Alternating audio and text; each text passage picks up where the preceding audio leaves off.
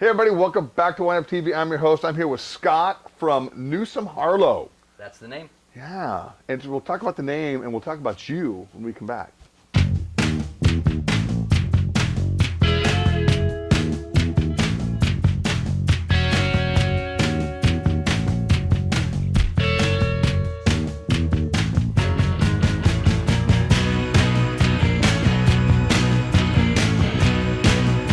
Scott. Yeah. Welcome. Thanks, Wayne. Dude, I'm digging the hatch, you know. Yeah, what do you got going on? You know what? I there? got That's going just Bacchus starting, up there. Yeah, Awesome. you know, I got to get some color. I like the little wine bottle. Look yeah, at you, man. Well, I just finished this one. This one goes all the way up to here. Dang. We just finished this up this year. It took a couple years to do it. Really cool guy named Cooper down in San Diego at a place called Guru Tattoo. He did it. Nice. Yeah. Very cool. Yep. We are thinking outside the box. Why not, man? Thinking outside the box. All right, so Mark, who distributes your wines up here in Portland, called me up. He said, man, he goes, you know what? He goes, I got this guy coming in town. Here are his wines. It's a good story. And I always like the good stories. You know, I think every label needs to have a story. Yeah. And tell us a little bit about you, all right? Go ahead, man. You're on Front Street right now. All right, so 20 years ago, moved back to the town that I kind of grew up in, a place called Murphy's, California. It's in the Sierra Foothills. Dynamite town, you guys got to visit there. Great little town. Yeah, 18 tasting rooms within walking distance, 10 restaurants, inns, you know, kitchen stores, knick-knack stores, all that kind of stuff. Park the car for the weekend, walk around and taste wine, eat, shop. It's a pretty cool place. Anyways, moved back to the town. Just okay, what's next with life? And fell into a job working harvest at one of the few local wineries that were there at the time. So you worked for like, what, a day or two, and you thought, this is cool? Yeah, well, exactly. I mean, I didn't know anything about wine. I thought Chardonnay was some dude who had his wine everywhere. You know? Sure. I didn't know anything. Oh, the older a white zin was, Yeah, the better. right? Look at that color, man. It's turning colors. But within 2 days, man, on the second day, I was walking around going, oh, I could do this. I could get into this. And you were pretty young back then, 20 years ago. I was 23. All right. Yeah. It's kind of cool. And you have no formal education, basically. I mean, like, people go to school to be viticulturalists, enologists. Yeah. So, no, I mean, I spent the first 4 or 5 years just soaking it up and learning. I mean, actually, I'm still doing that, but learning everything I could about it. And then at about that point in time, I started going back to school, taking some of the extension courses through Davis. And then a couple of years after that, I got a job as an assistant winemaker at another winery. But it was a small winery, so they didn't need a full-time assistant winemaker. So the goal was to go back to school, get my degree in this, so that I could, land a winemaking job, You said, and then work part-time. So I started doing that, and a few months later, 6 months later, so the winemaker that I was working for left, took a job in Napa. So this fell in your lap. I kind of just said to Gay, the lady I worked for, I said, well, you could give me the job, or I could try to work for somebody else, or And so she gave me the job. She said, "Let's get through harvest, see how it goes." And it was awesome. I'd been in the business 6 years at that point. And this is the label? No, that's not the label. So this is Newsome Harlow is a label I started about 12 years ago. Okay. With another partner. My mother's maiden name is Newsome. His mother's maiden name is Harlow. My last name's Clan, and his last name's Skenfield, and you can't be Clan Scanfield, no. But at least you're smart enough to realize that. Right. So the names sounded good together, and we figured, hey, we'll get our mothers off our backs, and so we used that name. And the first vintage was 140 cases. We both had jobs. He's a vineyard manager.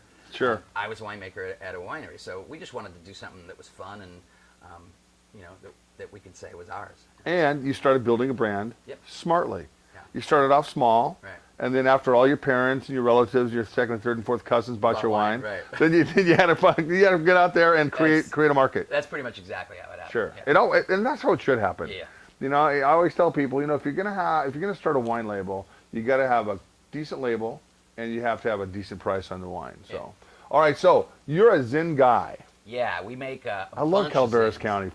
Old Vine Zin, and he's got some pictures on his phone of how old and crackly these Zinfandel vines are, all head pruned. Yeah. I have two old vine Zin vineyards that we get fruit from. What constitutes an old vine? What do you think should constitute an old vine? Well, there's no, legal definition. There's not. But, a generally acceptable period of time for an old vine Zin is about 35 years or older. That's kind of what they're called. Ancient vine is, they figure 90 to 100 years or older. Okay. Old vine, it's generally accepted somewhere around 35, 40 years old or older. How old was that vineyard that you just acquired? That was 90. That's 97 years old. I don't own the vineyard, but Sure. a good friend of mine, Tegan Pasalacqua from he's the wine grower at Turley. He and his wife just bought that vineyard. It's called the Kirshenman Vineyard, 97-year-old vineyard in the, I believe it's in the Clements Hills AVA in the Lodi area. Anyways, the babies in this vineyard, the replants, the youngest vines in this vineyard are 50 some odd years old. Wow. If you guys ever have a chance to go up into the Calaveras County, which is near Murphy's, well, Murphy's is in Calaveras County. I've been there when I worked at Mondavi. We took a 2-day trip up there. It's just fascinating. It's the gold country. It's where the mother lode was found back in 1849 or something like that. Yep. It's got its old school charm. And back in the day, it was hardly anybody ever went there. Now that wineries, like you said, 18 tasting rooms now. Yeah. Pretty cool. All right, let's talk about some of these wines. The first wine is a 2010 Zin. The Calaveras County. This is your. That's our main Zin. That's our main blend. It's a blended Zin from about 4 different vineyards. It's got about 12% Petit Syrah in it as well.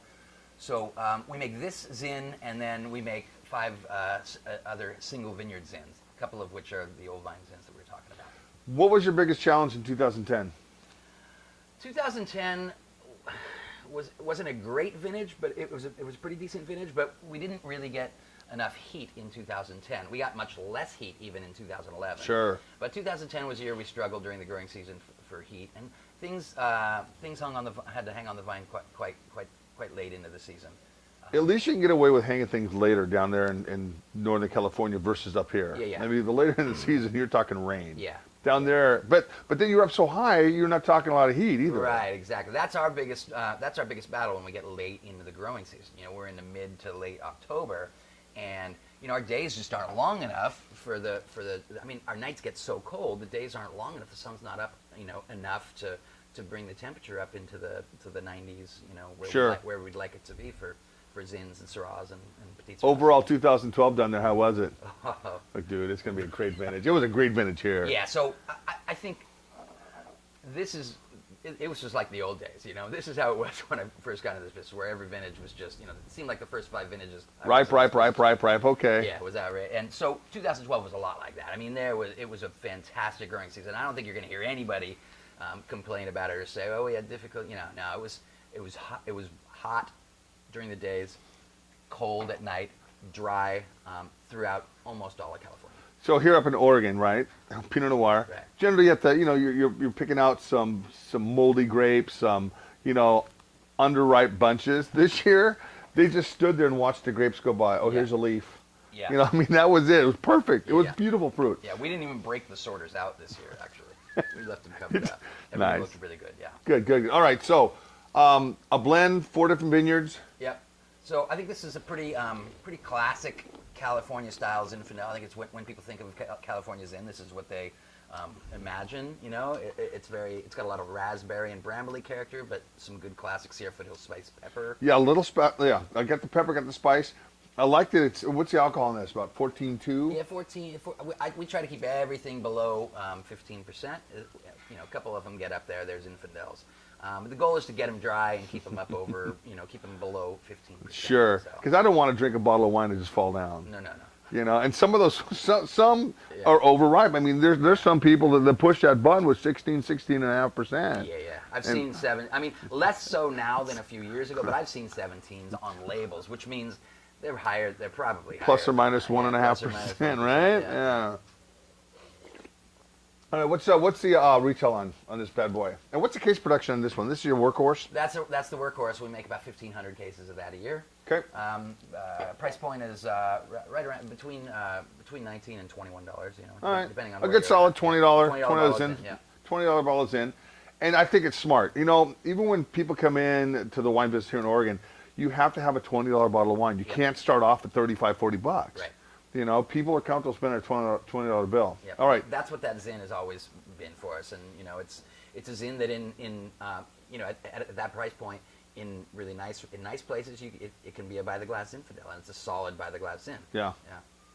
All right. Let's talk about the next one, the Donner Party.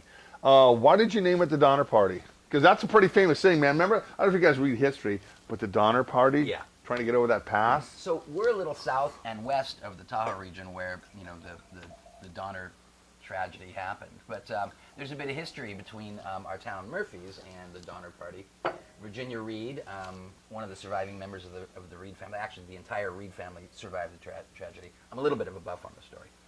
You should be. You live there. Not a freak, and it's a good story. I'm not a freak about it, but I am very. It's something I'm very interested in. Anyways, so Virginia Reed ended up writing, most of the first accounts of what happened on the pass, and she ended up marrying John Murphy, who with his brother Dan Murphy founded the town of Murphy. So there's a little bit of a tie there. Plus, I'm pretty interested in the story. That's very cool. The difference between, is this single vineyard? That's a single vineyard zin. That's one of our single vineyard zins.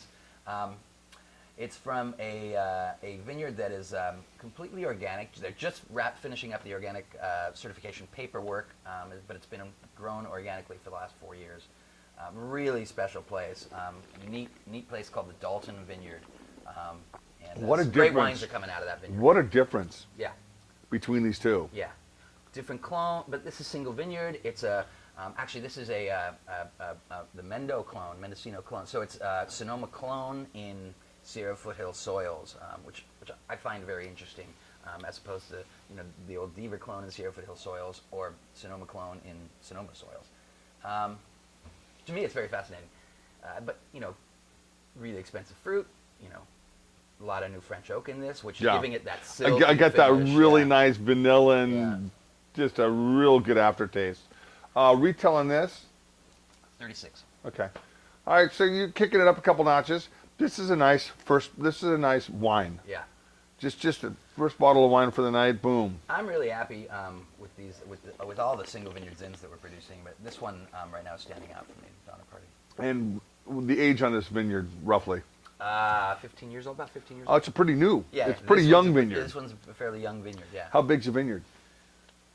There's the Zin block is about 2.5 acres, but it's a 30-acre vineyard. There's some other fantastic varietals planted there. There's this outrageous Mourvedre that's there that a local winery named Twisted Oak makes. I actually used to be the winemaker there for about 10 years.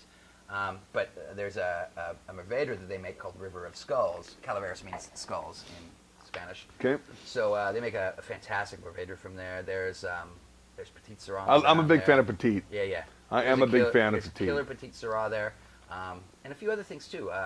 There's a Malbec in the ground there, a couple acres of Malbec. So a lot of different neat little varietals that they're Very growing. cool. Yeah. Very cool. All right, let's talk about the last wine.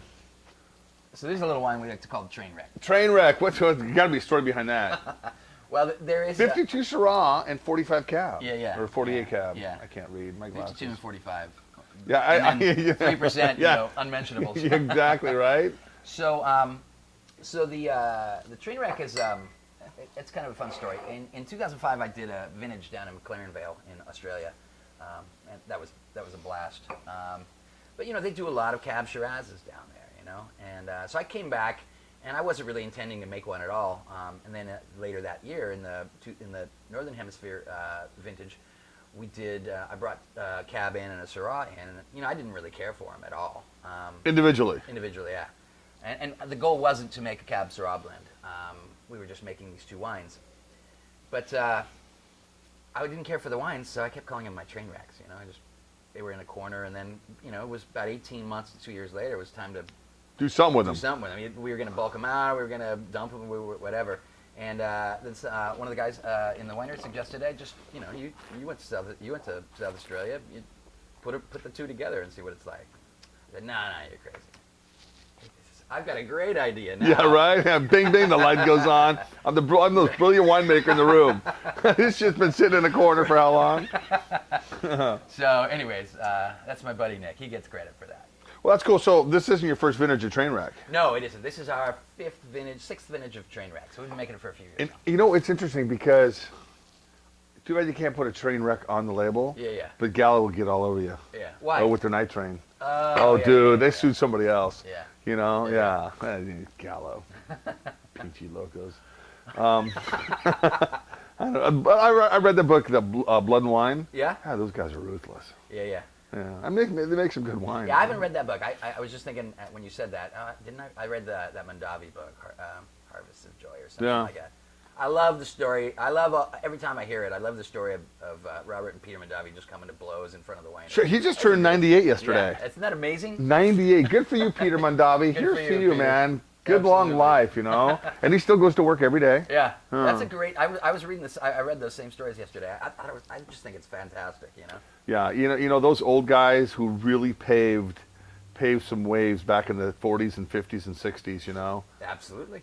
I mean, It's because while you're sitting here today, it's probably inevitably an industry would have been built, but they're the guys that happen to be there. yeah. You know? And we're catching them towards the end of their lives. You know, Robert died a few years ago. Yeah. And yeah, it's one of those things. But it's neat to see the generations move on.